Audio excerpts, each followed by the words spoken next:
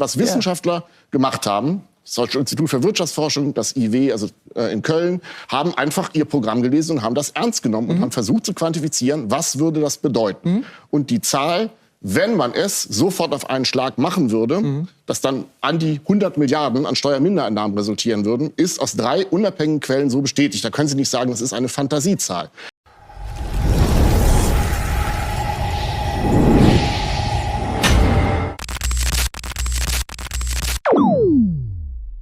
Hey Leute, heute wird's spannend. Wie will die CDU ihre Steuerentlastung finanzieren, ohne in die Schuldenfalle zu tappen? Der Ökonom Jens Südekum hat Thorsten Frey regelrecht zerpflückt und zeigt, warum das Programm der CDU vielleicht mehr Fantasie als Realität ist. Sind 10% Wirtschaftswachstum wirklich die magische Lösung oder eine Illusion? Schaut rein, lasst ein Like da, abonniert den Kanal und sagt mir, vor allem in den Kommentaren, glaubt ihr, dass die CDU mit diesen Plänen ernst genommen werden kann? Auf geht's! Wollen wir mal durch Ihr Programm gehen, Herr Frey? Gerne. Finde ich eigentlich viel interessanter. Sie geben sozusagen ein neues Wohlstandsversprechen ab. Steuerliche Entlastungen, Einkommenssteuertarife schrittweise senken. Spitzensteuersatz von 42% greift erst ab. Wie viel? 80.000 ungefähr? Was ist die? 80.000? Es steht keine Zahl im Papier, also im Programm. Warum nicht? Warum nicht? Weil wir hier natürlich das etwas größere Bild zeigen. Wir werden dann Mitte Januar bei einer Klausurtagung des Bundesvorstandes in Hamburg noch eine Agenda 2030 vorstellen, wo wir alle wirtschaftspolitischen Punkte noch mal sehr detailliert ausformulieren werden. Aber wir können gerne darüber sprechen, was wir steuerpolitisch vorhaben. Ja, lassen Sie uns einmal drüber reden und dann diskutieren wir einmal kurz die Finanzierbarkeit der Geschichte. Also Sie würden so auf 80.000 hochgehen. Wo beginnt bei Ihnen, wenn Sie dieses Land jetzt wieder flott machen, wo beginnt bei Ihnen der Spitzensteuersatz? Ungefähr. Sie müssen es nicht aufs Komma sagen. Ja, ich glaube, dass die Zahl mit 80.000 Euro ganz gut ist. Wir haben das grundsätzliche Problem, dass Sie in den 1960er Jahren das 15-fache eines Durchschnittseinkommens haben mussten, um den Spitzensteuersatz zu bezahlen. Heute ist es das etwa 1,4-fache. Das heißt, ab einem zu versteuernden Einkommen von 66.000 Euro fangen Sie an, den Spitzensteuersatz zu bezahlen. Und das ist aber nicht das einzige Problem, sondern das Problem ist im Grunde genommen der Mittelstandsbauch, wenn Sie so wollen. Oberhalb des Grundfreibetrages geht es sehr schnell los. Also niedrige Einkommen mit 11.000 bis 17.000 Euro werden schon zwischen 14% und 24% besteuert. Und das ist eine viel zu starke Belastung von kleinen und mittleren Einkommen, die dann eben häufig auch nicht mehr attraktiv sind im Verhältnis etwa zum Bürgergeld. Das heißt, das wollen Sie wegnehmen, diesen sogenannten Genau, wir möchten den Mittelstandsbauch. Steuertarif insgesamt nach rechts verschieben, sodass insbesondere kleine und mittlere Einkommen entlastet werden. Und oben dann was draufpacken? Zahlen dann die sehr viel mehr verdienen, zahlen die dann auch mehr? Also wir wollen mit anderen Worten, wird es Steuererhöhungen geben? Nein, wir wollen insgesamt eine Steuerentlastung. Und zwar eine Entlastung, die wir nicht, Sie haben es richtigerweise gesagt, in einem Rutsch machen, sondern in 4 Stufen, damit wir gleichzeitig schon während der Steuerreform auch die positiven Effekte auf die Wirtschaft erreichen können. Okay, denn das wird ein ganz wesentlicher aber Sie sagen Punkt sein. Hier und heute keine Steuererhöhung für niemanden. Nein, also Steuererhöhungen in dem Sinne, dass Steuersätze erhöht würden, das ist nicht unser Plan. Jetzt ist das Wort Steuersätze das entscheidende Wort, Herr Südekum. Was meint er? Was meint er wirklich? Sie sind aber sehr misstrauisch. Ich weiß nicht, es ist eine Berufskrankheit irgendwie.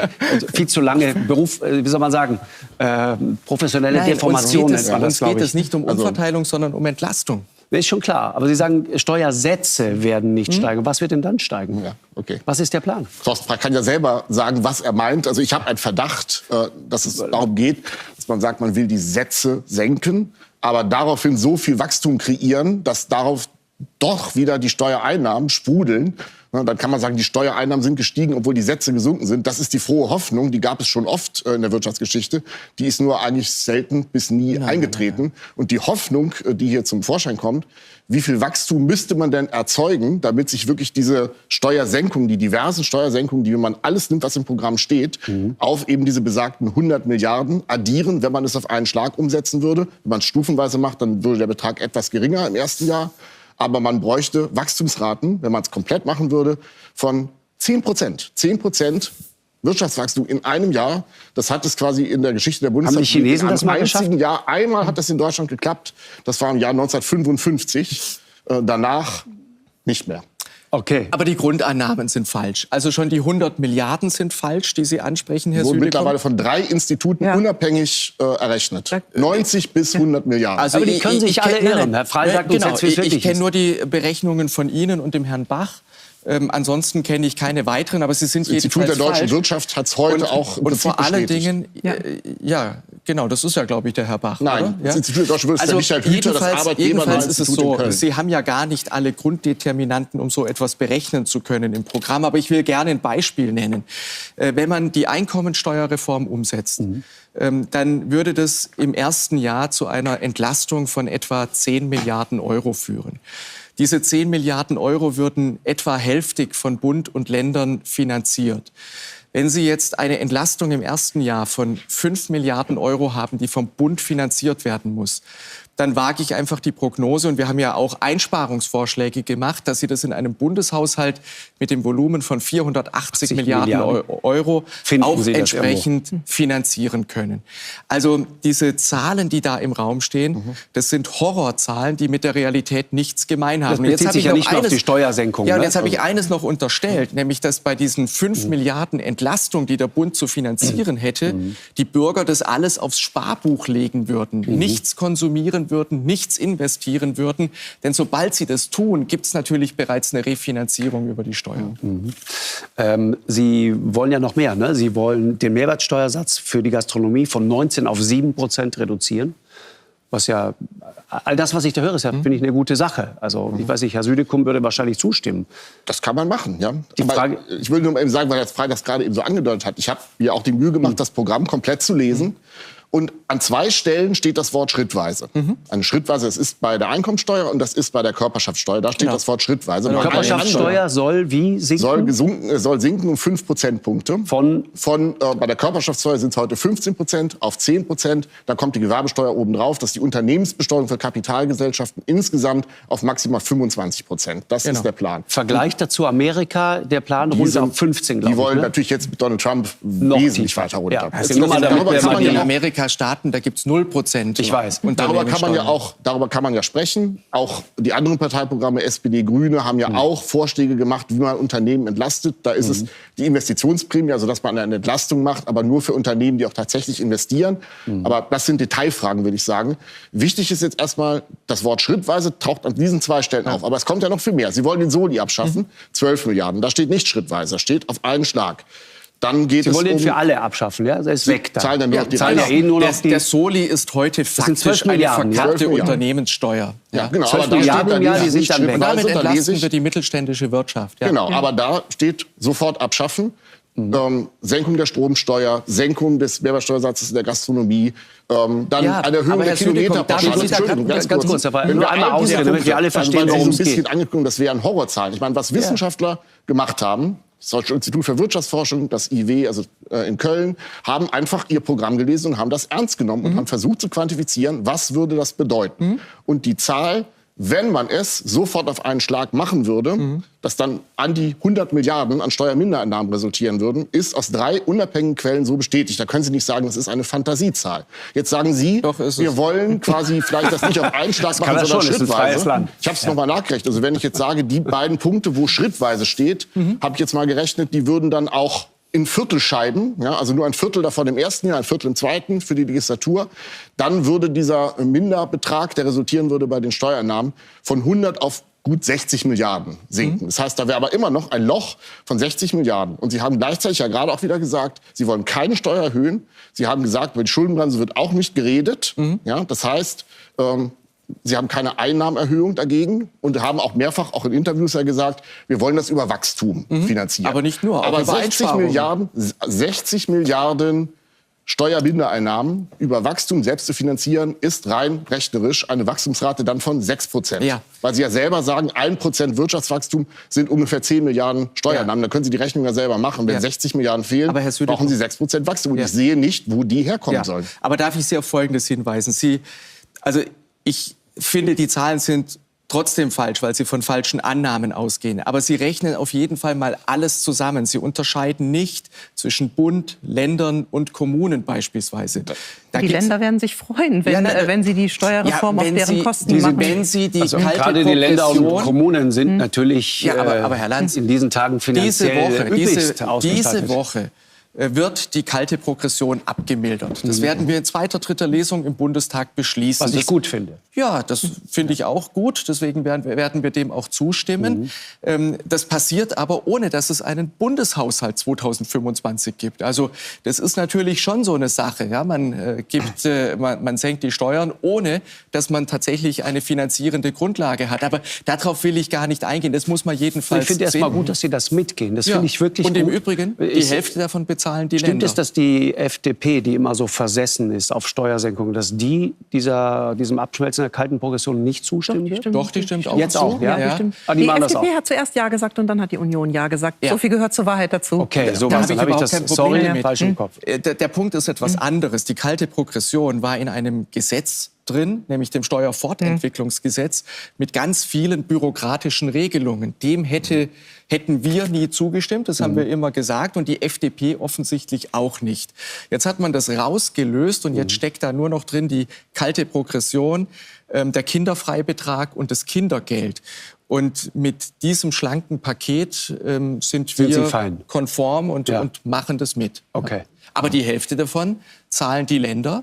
Und deswegen wird es interessant, wie die Länder sich am Freitag dazu positionieren. Aber ich will noch ein zweites sagen. Sie haben beispielsweise Stromsteuer, Netzentgelte angesprochen.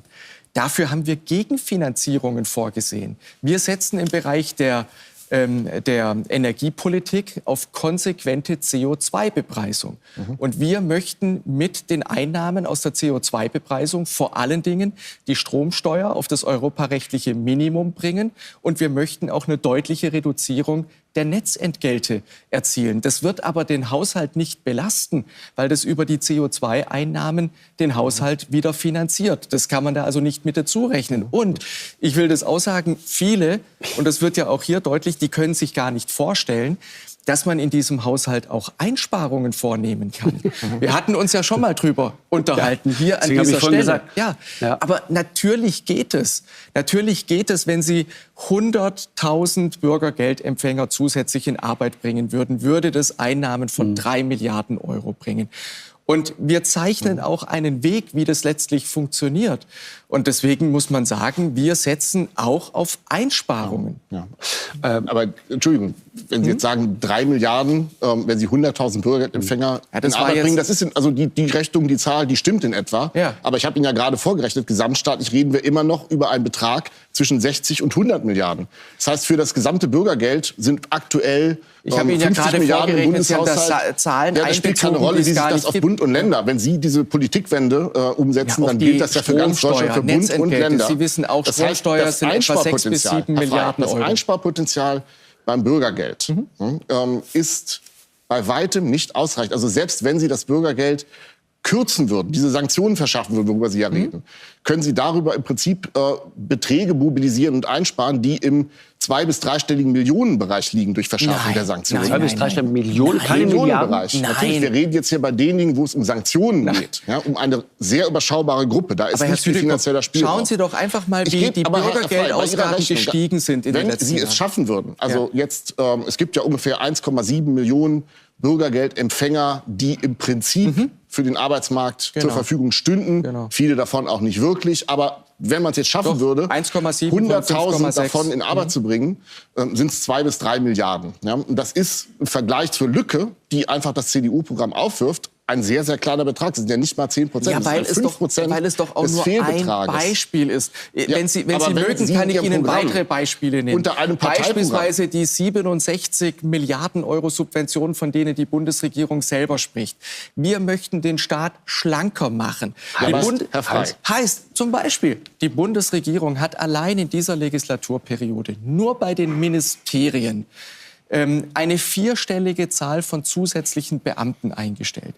Wir haben inzwischen 67 Regierungsbeauftragte, größtenteils mit eigenen Stäben und Mitarbeitern. Und wie viel bringt das finanziell, wenn Sie das alles abschaffen würden? Nein, da sind wir wieder bei 1 Million. Da fangen Sie an. Wir haben beispielsweise im Programm drinstehen, dass wir im Bereich der Bundesministerien 10% Personaleinsparung machen möchten. Ich möchte mal sagen, in der Vergangenheit haben wir nur einen Aufwuchs. Ein Wahlprogramm sollte nach meinem Verständnis ein durchgerechnetes Gesamtkonzept sein. Also wo, wenn man Steuersenkungen verspricht in einem hohen Ausmaß, dass man dann auch genau sagt, wo soll dieses Geld herkommen. Ja? Also dass man nicht sagt, wir haben irgendwelche Einsparungen, über die wir mal reden, sondern ein klares Konzept, welche Einsparungen in welcher Größenordnung, in welchem Bereich.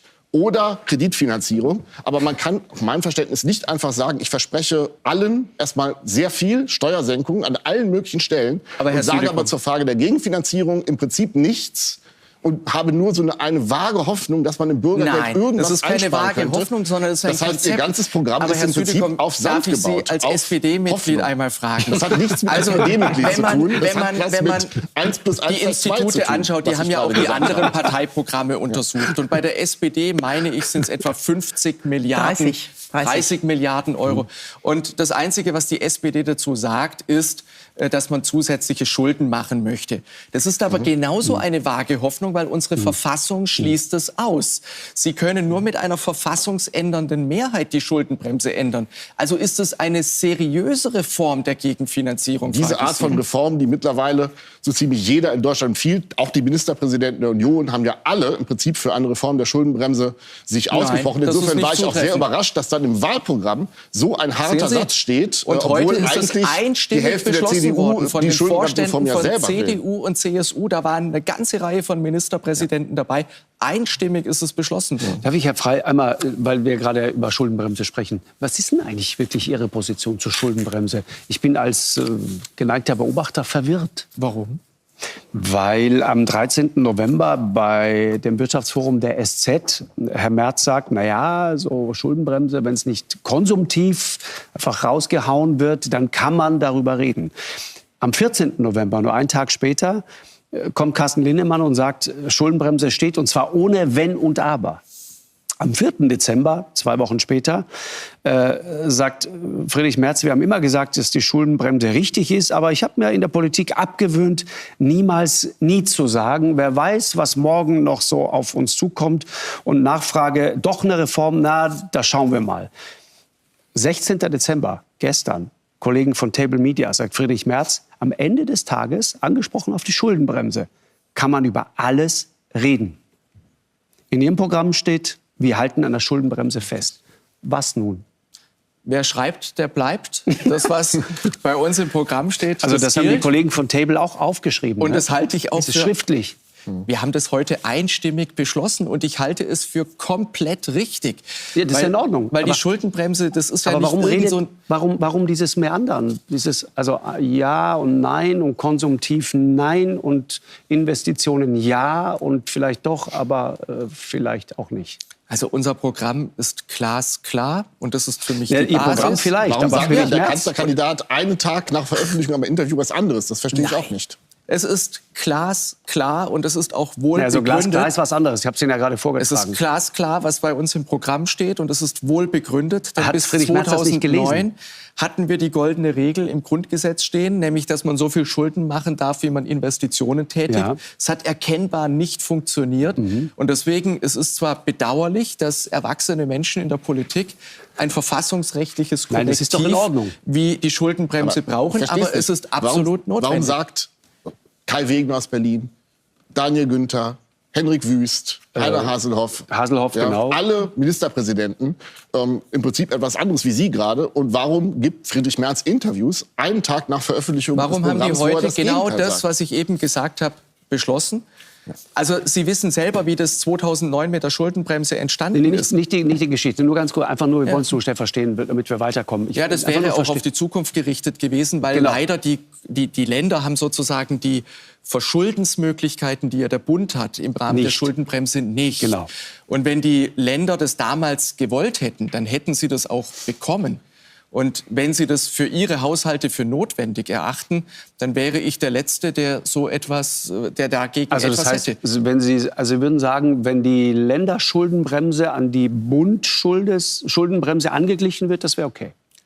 Ja, das wäre aus meiner Sicht okay, denn es ist ja so, wenn Sie mal schauen, wenn Sie mal schauen, das ist ja die Reform der Schuldenbremse. Wenn Sie mal schauen, wir reden jetzt aber hier über, die müssen ja die Steuerreform bezahlen, die Länder dann. Wir reden jetzt hier über die Bundespolitik und da ist es ja so, dass bei einem 480 Milliarden Etat wir 50 Milliarden Schulden haben im Rahmen der Schuldenbremse. Und weil Notsituation.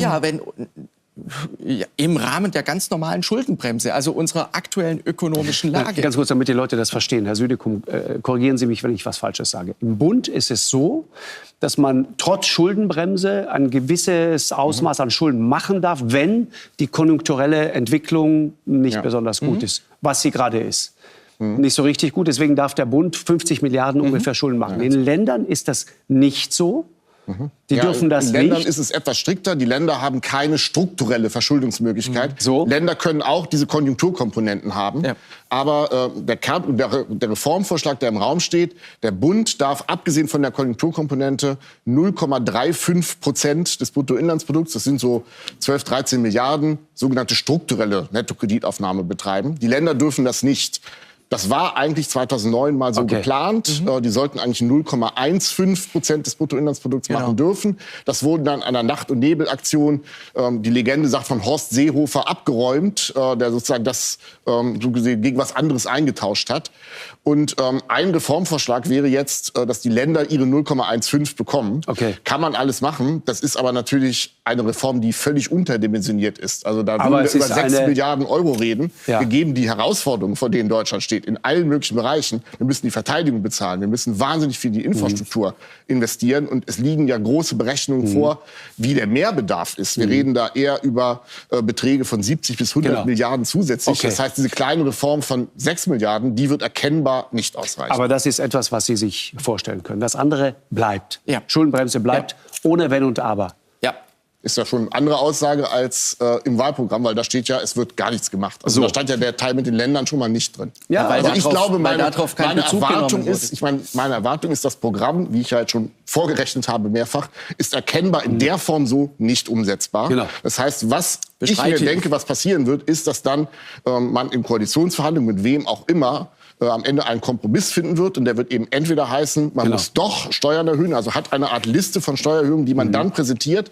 Oder man macht eben dann doch im zweiten Schritt die Schuldenbremsenreform, sagt, ja gut, das musste man dann eben so machen und schiebt dann die politische Verantwortung dem jeweils anderen, also sei es der SPD oder den Grünen zu, dass die Union dann ihre Hände in Unschuld wäscht und sagt, wir wollten ja an der Schuldenbremse festhalten, aber konnten das nicht in der Koalition. Dabei ist ja die Realität, und das sehen ja auch alle, die die Diskussion verfolgen, dass in der Union eigentlich jeder auch weiß, dass diese Schuldenbremse reformiert werden muss. Also wir verkannten uns hier. Ja, das kann schon sein, aber es darf nicht im Raum stehen bleiben, als dass sozusagen dieses Programm nicht finanzierbar wäre. Erstens setzen wir auf Wachstum, das ist richtig, aber nicht in dem Maße, wie Sie sagen. Zweitens gibt es Gegenfinanzierungen, etwa die CO2-Bepreisung. Drittens. Das heißt, Benzin, Öl, Gas, all diese Dinge werden teurer werden, ne?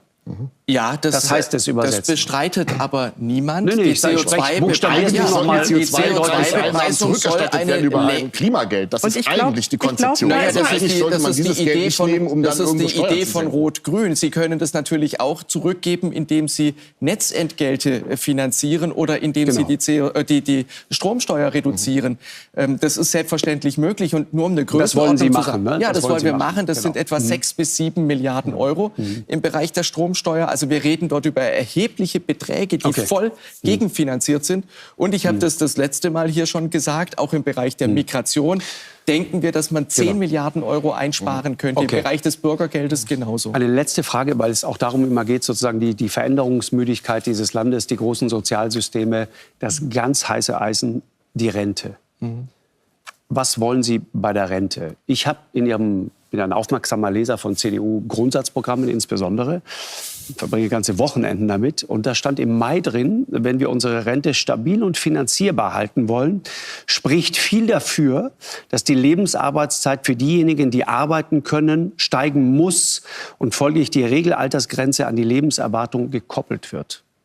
Das heißt, im Mai hatten Sie die Idee, wenn wir länger leben, müssen wir ein bisschen länger arbeiten. Zurzeit steigt aber die Lebenserwartung nicht, bedauerlicherweise. Jetzt heißt es, an der bestehenden gesetzlichen Regelung zum Renteneintrittsalter halten wir fest. Das heißt, es bleibt alles wie gehabt? Ja, wir haben einige Ideen entfaltet, wie man es schaffen kann, dass die Menschen freiwillig länger arbeiten, dass man sich also aber schneller Sie gehen nicht tatsächlich... ran, Sie sagen keinem, du musst länger arbeiten. Nein, das machen wir nicht. Und Sie bleiben auch bei der Rente mit 63? Also die Rente mit 63 ist ja jetzt auf dem Weg zur Rente mit 65. So, Sie ja. ist da schon nahe da und ist für diejenigen, die 45 Beitragsjahre haben, da werden wir keine Veränderungen vornehmen. So steht es bei uns im Programm. Das heißt, die große Strukturreform, da gehen Sie nicht ran? Nein, wir machen einige Änderungen, zum Beispiel die Aktivrente. Das heißt, diejenigen, die über das gesetzliche Renteneintrittsalter hinaus arbeiten, sollen die ersten 2.000 €, die sie im Monat verdienen, steuerfrei behalten. Wir haben die Frühstartrente, indem man ab dem 6. Lebensjahr jedem monatlich 10 € für eine individuelle, kapitalgedeckte Ansparlösung zur Verfügung stellen, in der Hoffnung, dass das dann ab dem 18. Lebensjahr sozusagen fortgeführt wird, um damit auch die private Altersvorsorge zu stärken. Wir möchten die betriebliche Altersvorsorge im Bereich der kleinen und mittelständischen Unternehmen stärken. Also das sind schon Vorstellungen, wie man die Finanzierbarkeit besser darstellen kann. Und dazu gehört auch die Attraktivität des Längerarbeitens. Aber Frau Quadbeck, nur ganz kurz, genau. Warum traut sich die Politik nicht, dieses Thema wirklich ernsthaft strukturell anzufassen? Also bei der Rente hat die Union jetzt wirklich Angst vor der eigenen Courage, das mit dem das Renteneintrittsalter an das Lebensalter zu koppeln. Das war immer ihr Credo all die Jahre. Sie haben immer gewettert gegen die Rente mit 63 / gegen die Rente mit 65. Hat man in der Großen Koalition sich damals auf den Kompromiss eingelassen. Alle wissen, dass das nicht klug war, nicht nachhaltig ist, auch wenn man sich den demografischen Wandel in Deutschland anschaut. Und es ist ja nicht nur so, dass die Rente nicht zukunftsfest ist. Die Pflege ist es nicht, die Gesundheit ist es auch nicht. Und da finde ich in Ihrem Wahlprogramm eigentlich nur Lyrik. Und es wird dafür sorgen, dass sowohl die Rentenbeiträge steigen, die Gesundheitsbeiträge werden steigen, die Pflegebeiträge werden steigen. Und dann können Sie zwar mit einer Steuerentlastung für die kleinen und mittleren Einkommen kommen, aber diese Steuerentlastung wird komplett aufgefressen durch steigende Sozialbeiträge. Und man weiß, die kleinen und mittleren Einkommen leiden viel mehr unter steigenden Sozialbeiträgen als unter Steuern, weil Steuern wird in diesem Bereich werden gar nicht so viel gezahlt, aber die Sozialbeiträge werden eben prozentual ohne Progression vom Einkommen abgehalten. Und da muss ich sagen, ist das Unionsprogramm ziemlich ratlos, was die Zukunft der Sozialsysteme angeht.